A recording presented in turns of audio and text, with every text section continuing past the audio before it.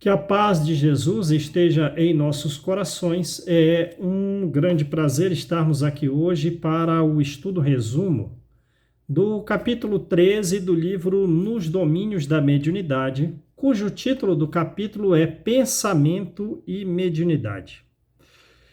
Então, esse capítulo trata do final da reunião mediúnica. Após 2 horas de trabalho, todos estão agora em silêncio e o ambiente se torna então mais agradável. Dona Celina, totalmente desligada do corpo físico, está cercada de um belo fenômeno que todos estão a observar. Ela está envolta por uma luminosidade azulada. Uma luminosidade que ela tem recebido, que são fluidos teledinâmicos de um espírito superior que acompanha a reunião mediúnica à distância. Fluidos teledinâmicos pelos radicais. Dinâmico, força, movimento e teledistância. Então ela está recebendo forças distantes. Ela está recebendo energias distantes que estão a envolvê-la. São os pensamentos de um espírito superior que tem acompanhado o trabalho mediúnico realizado aqui na Terra. E ela conhece aquelas energias, ela já teve contato com aquelas energias, conhece a sublimidade daquelas energias e, por consequência, ela se entrega totalmente à comunicação, que será dada de forma automática, quer dizer, basicamente, sem interferência dela, ela vai transmitir exatamente ou quase que exatamente o pensamento próprio do espírito comunicante. O caso é um pouco distinto da comunicação sonambúlica que ela deu em capítulos anteriores aí.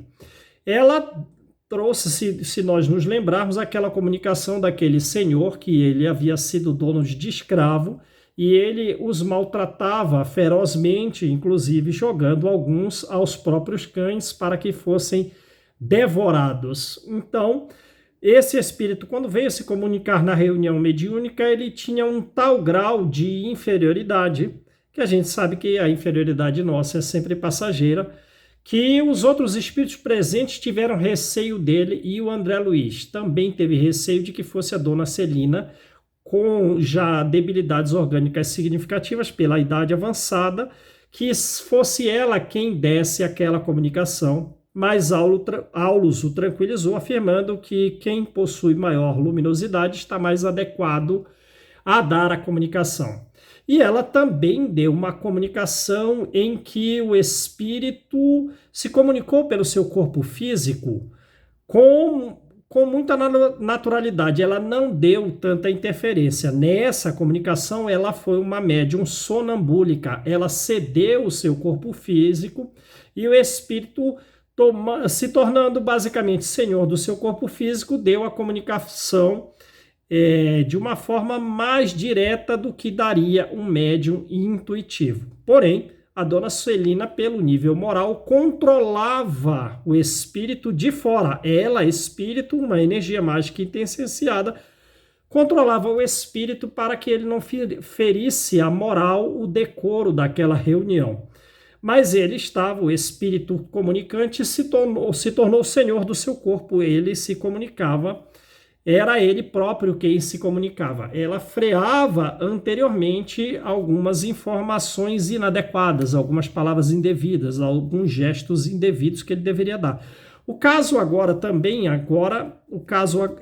de uma comunicação também automática. Ela vai dar pouca interferência ou quase nenhuma interferência na comunicação.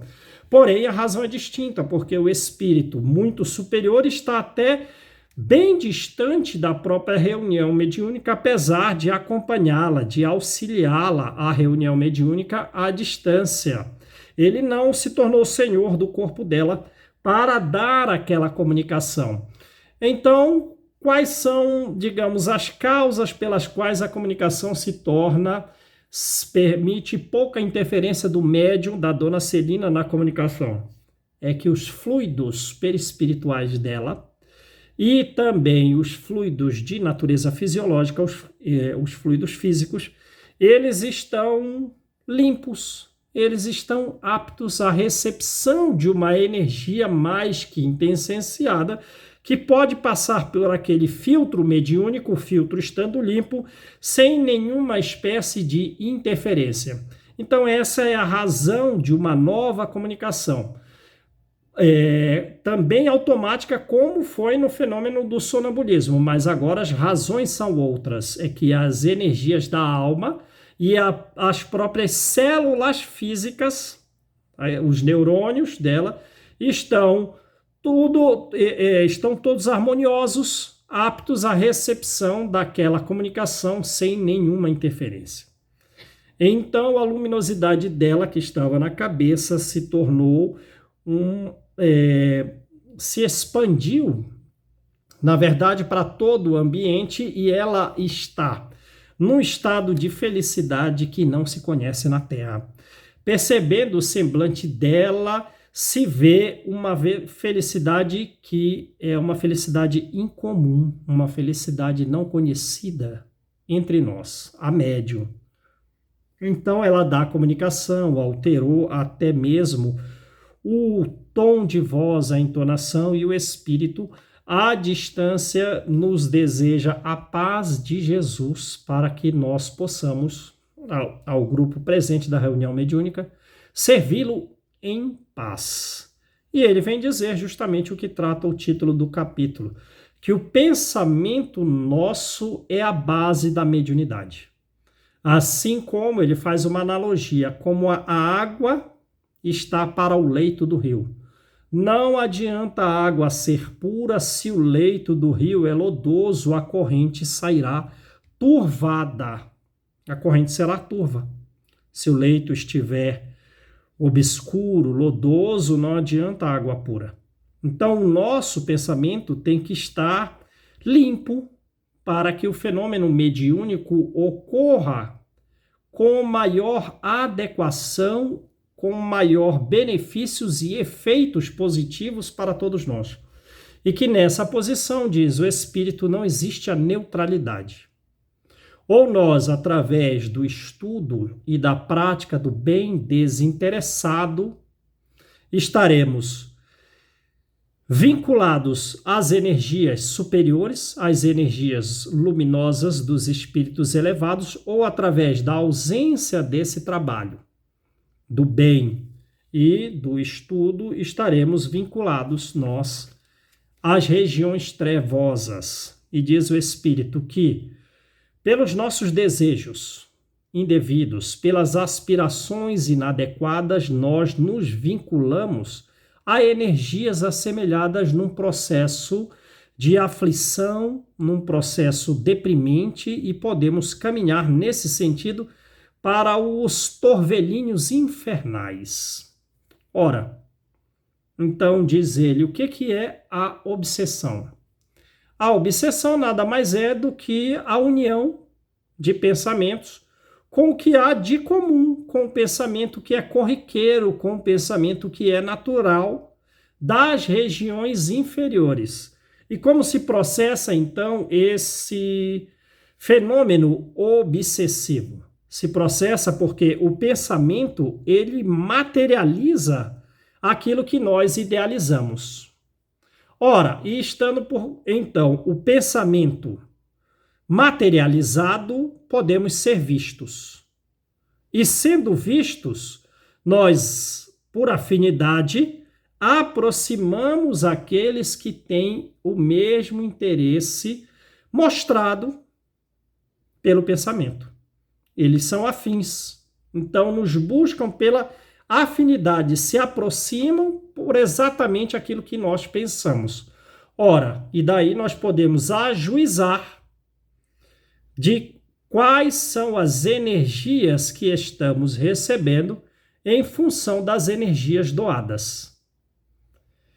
De uma outra forma, pensar é criar, e toda a criação tem vida, tem movimento, mesmo que temporários, e geram responsabilidade essas criações, porque nós estaremos associados recebendo energias, recebendo pensamentos, recebendo criações, conforme as criações nossas próprias que nós estamos a doar. E, por consequência, podemos inferir qual será o nosso destino. Ora, é assim que um espírito um tanto vicioso, se ele estiver entre santos, ele está incapacitado de lhes perceber a pureza, porque ele próprio vai enxergar e se alimentar das suas próprias ideias tenebrosas. E que se nós estamos, então, inferindo, desejando agredir os outros, nas palavras do livro, atirar pedras aos outros, ora, podemos estar também à espera de pedradas. E que é dessa fundição do pensamento que nós construiremos para nós as características angelicais, ou que nós estaremos presos por grilhões às regiões trevosas. Devemos, então, assim, estudar e praticar o bem de forma desinteressada, diária e constantemente, para irmos gastando esses grilhões que nos levam a pensamentos inadequados, a pensamentos indevidos, que por consequência nos prendem às regiões inferiores.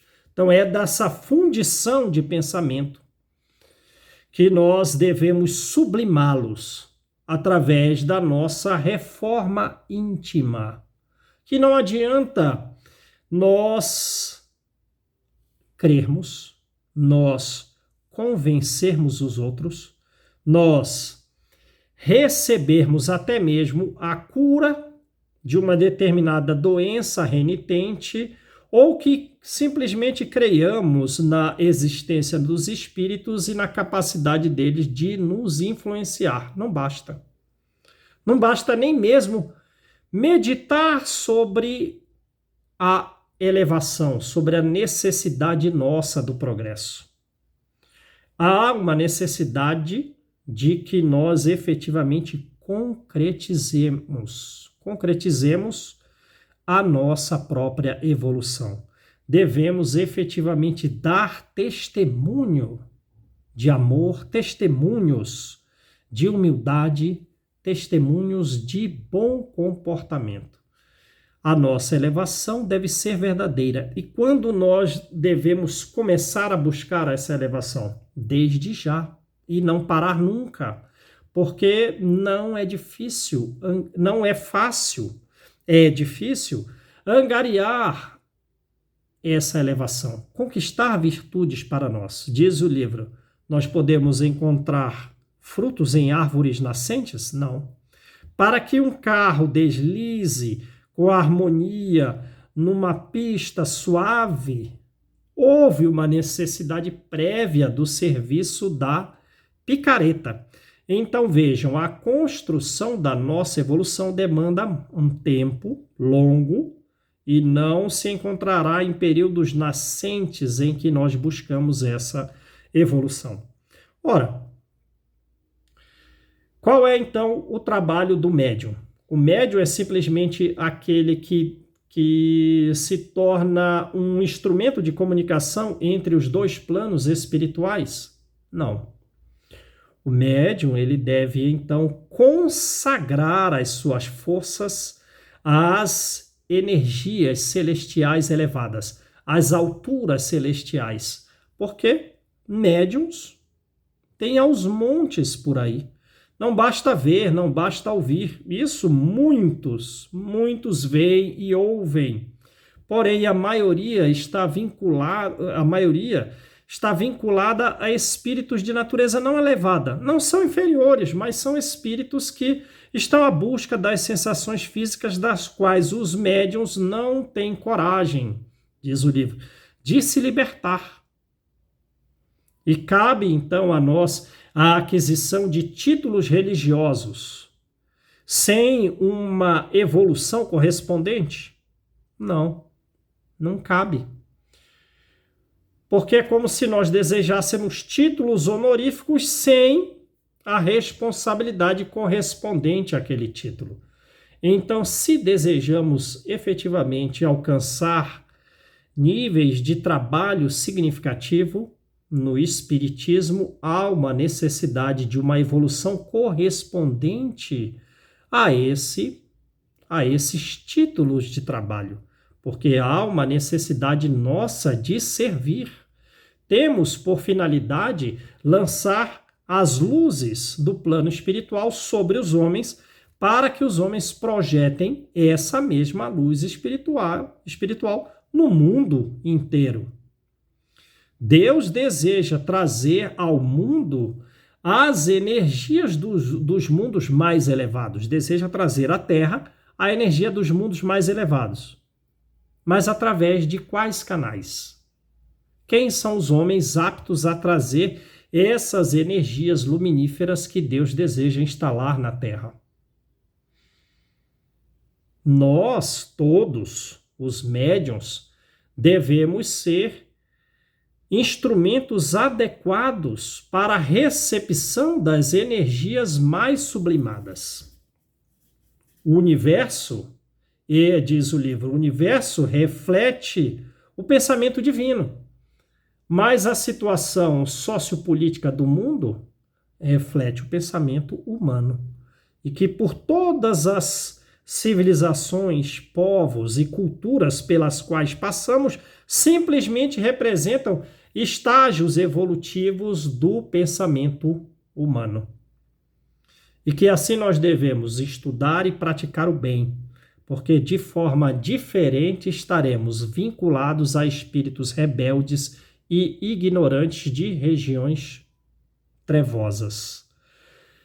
É mais ou menos o que diz também as obras kardecianas. A questão 282 do Livro dos Espíritos vai dizer que o fluido universal permite uma comunicação contínua de pensamentos, inclusive entre mundos diferentes, né?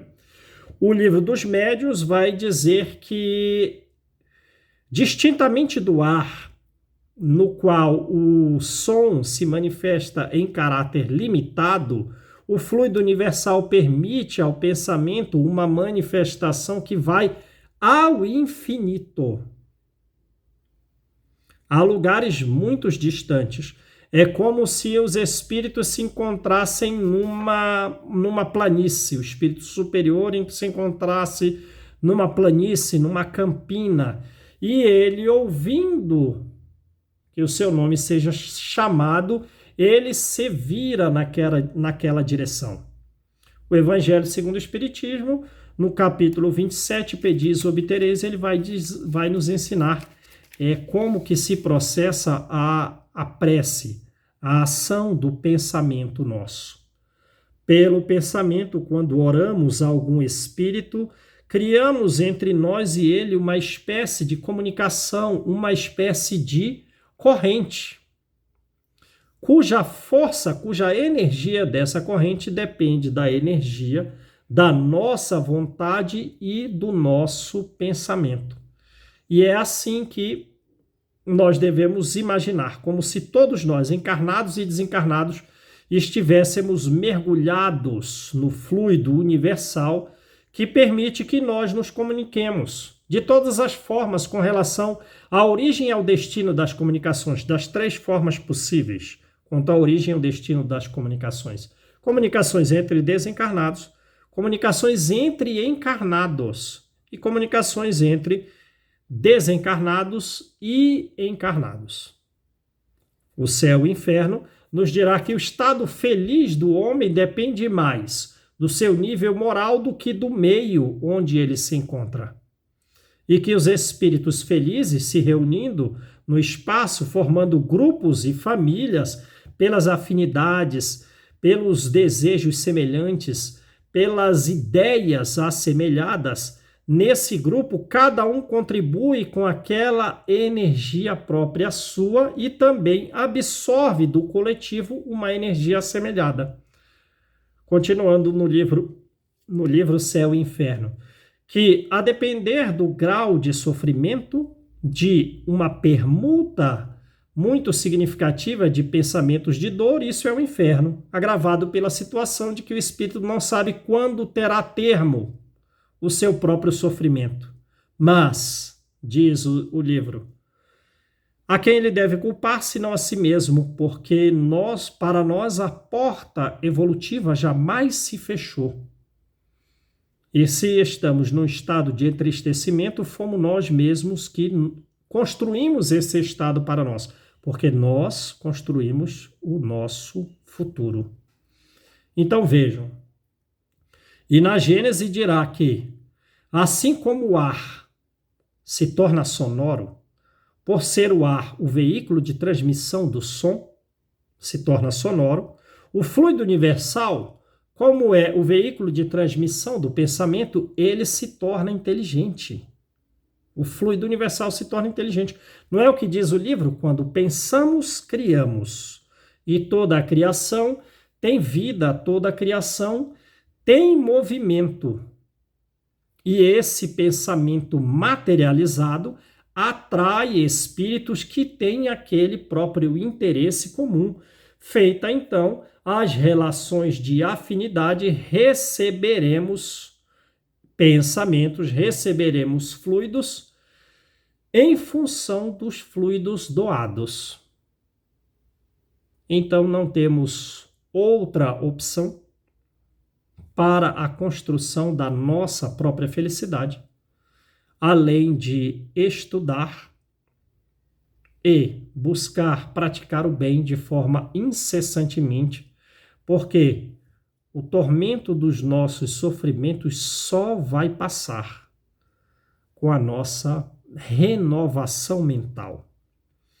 Então, busquemos essa renovação mental, porque não adianta crer, não adianta convencer os outros, não adianta receber uma cura para uma doença renitente, e nem mesmo meditar na evolução adianta. Há uma necessidade premente de nós concretizarmos a nosso próprio benefício à evolução e, naturalmente, dando testemunhos de amor, testemunho das virtudes que nós tanto desejamos. É assim que nós formaremos um vínculo com a espiritualidade superior. Não é possível que um espelho coberto de lama esteja a refletir a luz solar. Não é possível que um pântano não drenado esteja a refletir a beleza das estrelas, ou um mar revolto também não refletirá a luz que vem do céu. Construamos assim a nossa própria renovação interna para vencermos os grilhões de dor que nos aprisionam, os grilhões que nos aprisionam às regiões inferiores de dor. Que Jesus nos abençoe.